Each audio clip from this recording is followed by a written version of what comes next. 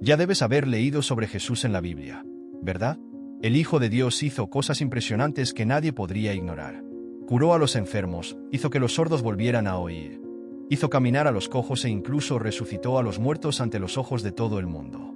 Pero, a pesar de tantos milagros, una gran parte del pueblo judío no logró reconocer a Jesús como el Mesías prometido. Y surge una pregunta: ¿por qué sucedió esto? Para entenderlo, necesitamos retroceder en el tiempo, a ese contexto difícil en el que el pueblo judío vivía bajo el dominio romano. En esa época, el pueblo judío estaba sufriendo con la opresión romana, y eso pesaba en el corazón de todos. Pero Jesús no vino de la forma en que lo esperaban. El pueblo imaginaba un líder fuerte, alguien que liberaría del dominio de los romanos y restauraría el reino de Israel de manera física y política. Sin embargo, Jesús trajo un mensaje diferente. No estaba interesado en resolver problemas temporales, sino en traer una transformación espiritual, cambiando los corazones y revelando un reino eterno. Hoy, cuando miramos esta historia, somos invitados a entender las evidencias que Jesús dejó para nosotros y los desafíos que enfrentaron los judíos en esa época. Es fundamental comprender por qué el pueblo no siguió a Jesús como el Mesías. Si quieres aprender más sobre esto, deja tu me gusta y suscríbete al canal, así YouTube podrá recomendar más vídeos como este. Uno de los principales motivos que llevaron al pueblo judío a rechazar a Jesús fue un gran malentendido. Tenían expectativas equivocadas, principalmente sobre las profecías del Antiguo Testamento. Muchos esperaban que el Mesías trajera una liberación inmediata, algo físico, pero confundieron las promesas de su primera venida con aquellas que sucederían en su segunda venida, cuando Él volverá en gloria. En la época de Jesús, el pueblo vivía bajo la fuerte opresión de Roma, y eso era evidente en cada aspecto de la vida. La presencia de los romanos estaba por todas partes, controlando todo, desde la política hasta las cuestiones cotidianas.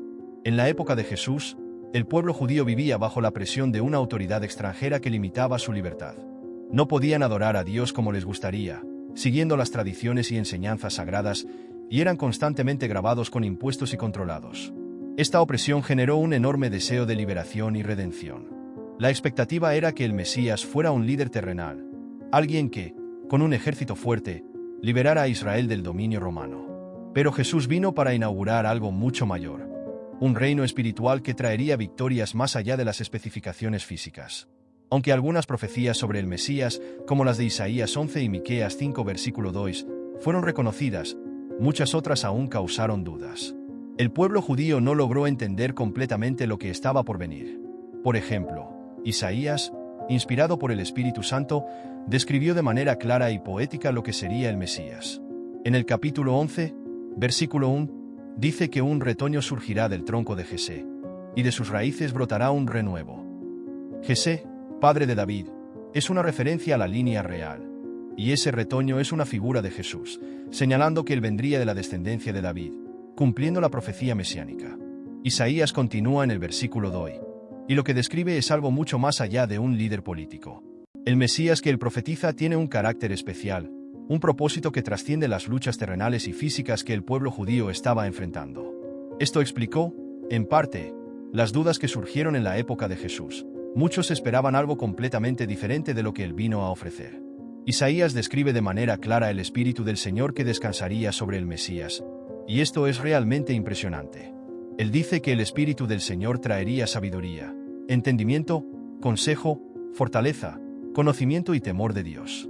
No es solo una unción especial que Jesús tendría, sino también atributos poderosos que él traería para cumplir su misión. Él traería una sabiduría sin igual, una fortaleza imbatible, y siempre tendría el temor y la reverencia a Dios en todo lo que hacía. Isaías continúa hablando sobre el carácter del Mesías. En el versículo 3, dice que el Mesías se deleitará en el temor del Señor, y que no juzgará por las apariencias, sino con la sabiduría divina. Esto significa que, en lugar de guiarse por las opiniones o las impresiones externas, él tomará decisiones justas y perfectas, basadas en la voluntad de Dios. No sería un juicio superficial, sino algo profundo y verdadero. En Miqueas 5, 2, también encontramos una profecía crucial sobre el Mesías. El profeta habla sobre el lugar de nacimiento de Jesús, revelando que el Mesías nacería en Belén. Aunque Belén era una ciudad pequeña, muchas veces olvidada, las Escrituras señalan a ella como el lugar donde el Rey de Reyes vendría al mundo. Esta profecía se cumplió cuando Jesús nació en Belén, confirmando que él era el Mesías prometido. Pero es importante que entendamos que no todas las profecías sobre el Mesías ya se han cumplido. Algunas están reservadas para la segunda venida de Jesús, cuando Él traerá la regeneración espiritual y restaurará el reino de Israel. Un ejemplo de esto se encuentra en Isaías 2:4, donde habla sobre la promesa de paz. Esta promesa se cumplirá plenamente cuando Jesús regrese en gloria. Isaías dice que Él juzgará a las naciones, resolviendo disputas y trayendo paz. Promete que de sus espadas serán arados y de sus lanzas, hoces. Es decir, las armas de guerra se transformarán en herramientas de trabajo, simbolizando el fin de los conflictos y el inicio de un tiempo de paz y estabilidad. Estas palabras muestran que, en el futuro, el Mesías traerá un reinado de paz donde las disputas y las guerras serán resueltas de una vez por todas. Y es en este contexto de paz y justicia donde veremos el cumplimiento total de la visión mesiánica. Pero, para entender completamente, aún necesitamos explorar otros factores que explican por qué el pueblo judío no entendió a Jesús como el Mesías en aquellos tiempos. Cuando Jesús fue presentado como el Mesías, desafió todo lo que la gente creía, especialmente a los líderes religiosos de la época. Él no se limitó a sanar a los enfermos o resucitar a los muertos, fue aún más audaz. En Juan 8:58, Jesús dijo algo que hizo estremecer a todos. Antes de que Abraham existiera, yo soy. Estas palabras no fueron solo una declaración cualquiera. Eran el nombre de Dios, en hebreo, el yo soy, el nombre que estaba ligado al propio Dios Todopoderoso. Para muchos, esto fue un shock tan grande que comenzaron a verlo como un blasfemo, porque no pudieron aceptar que Dios estuviera allí, frente a ellos, en forma humana. Imagina la tensión en ese momento. Jesús estaba desafiando siglos de tradiciones religiosas y estudios de las Escrituras. Los líderes religiosos no lograron entender que el Mesías que ellos esperaban fuera alguien tan diferente. No pudieron aceptar que el mismo Dios estuviera entre ellos, en carne y hueso. En lugar de abrirse a esta revelación divina, muchos prefirieron resistirse, porque, en el fondo, lo desconocido asusta. Para ellos, lo que Jesús estaba diciendo era una amenaza al sistema en el que creían.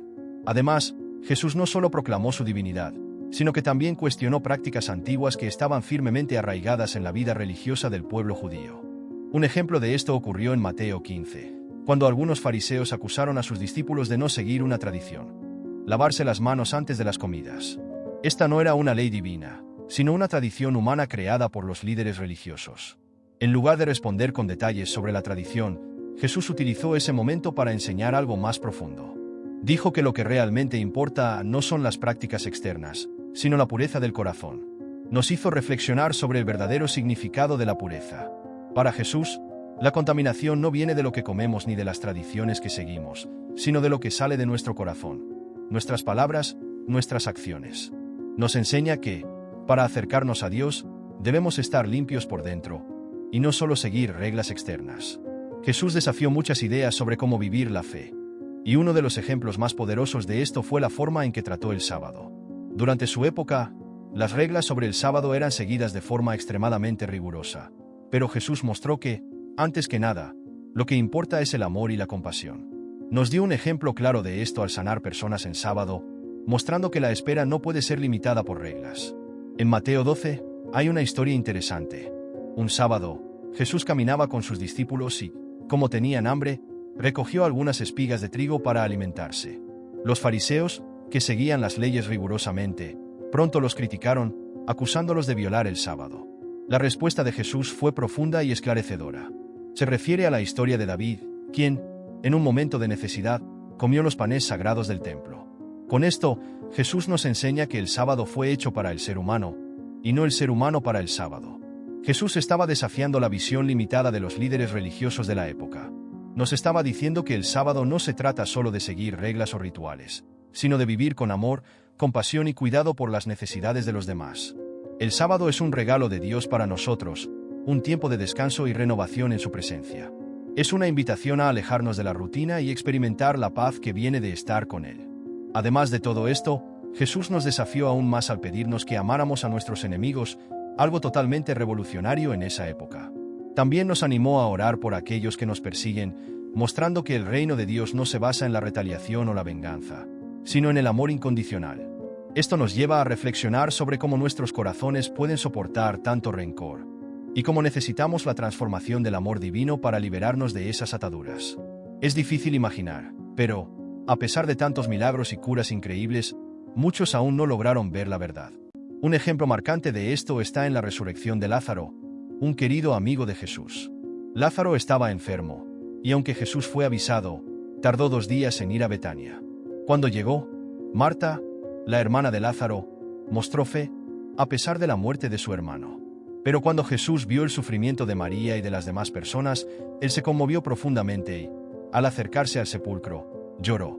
Jesús entonces mandó que se removiera la piedra del sepulcro, pero Marta, preocupada por el olor de la muerte, dudó.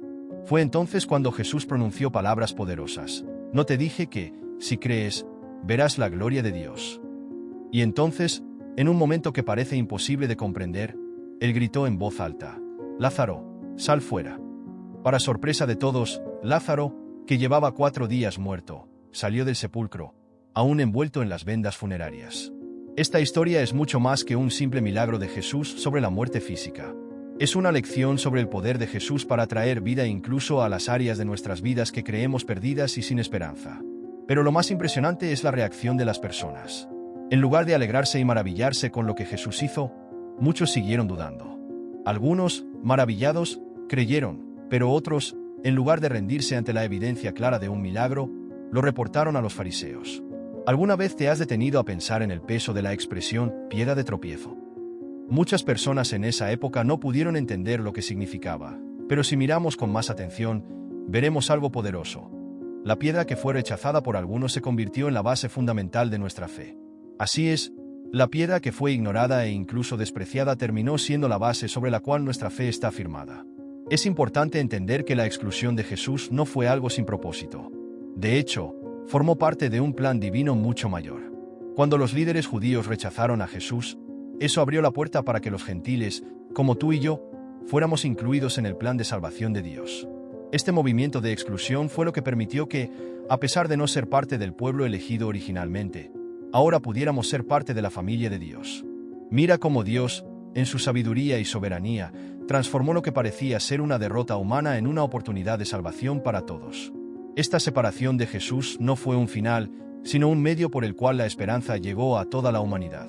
Y cuando miramos las Escrituras y la historia, vemos que, a pesar de todo esto, Dios aún tiene un plan especial para el pueblo de Israel. Como expresó el apóstol Pablo en Romanos 10, versículo 1. Hermanos, el deseo de mi corazón y mi oración a Dios por los israelitas es que sean salvos. Este deseo también debe estar en nuestros corazones. Cuando hablamos por Israel, debemos hacerlo con comprensión y empatía, sabiendo que muchos judíos aún buscan a Dios de una manera profunda, aunque no siempre de una forma que logren comprender completamente. Nuestras oraciones deben estar marcadas por este amor genuino y por la esperanza de que ellos lleguen a considerar a Jesús como el Mesías prometido. La primera venida de Jesús fue una revelación del reino de Dios, trayendo salvación espiritual y la oportunidad de reconciliarnos con Él. Sin embargo, aún existen promesas no cumplidas, especialmente aquellas que hablan de aspectos físicos y terrenales del reino, como la restauración del reino de Israel, que esperamos ver cumplidas en el futuro. ¿Alguna vez has imaginado cómo será el reinado del Mesías, cuando Él regrese para purificar el mundo del mal y establecer una paz verdadera y universal? Ese es el gran evento relacionado con la segunda venida de Jesús. Él regresará con poder y gloria para establecer su reinado eterno. Al regresar, Él cumplirá las profecías sobre la regeneración espiritual de Israel, reinando en los corazones de las personas, transformando todo a su alrededor. Mientras esperamos esos momentos increíbles, nuestra esperanza y fe permanecen firmes. Sabemos que, así como las promesas hechas por Jesús se cumplieron en su primera venida, también se cumplirán en su segunda venida. Esto nos da una certeza inquebrantable y una gran expectativa de ver todo lo que Dios prometió suceder. El regreso de Jesús será glorioso, y eso es lo que esperamos con alegría en nuestros corazones. Entonces, que podamos alegrarnos y fortalecernos con esta esperanza.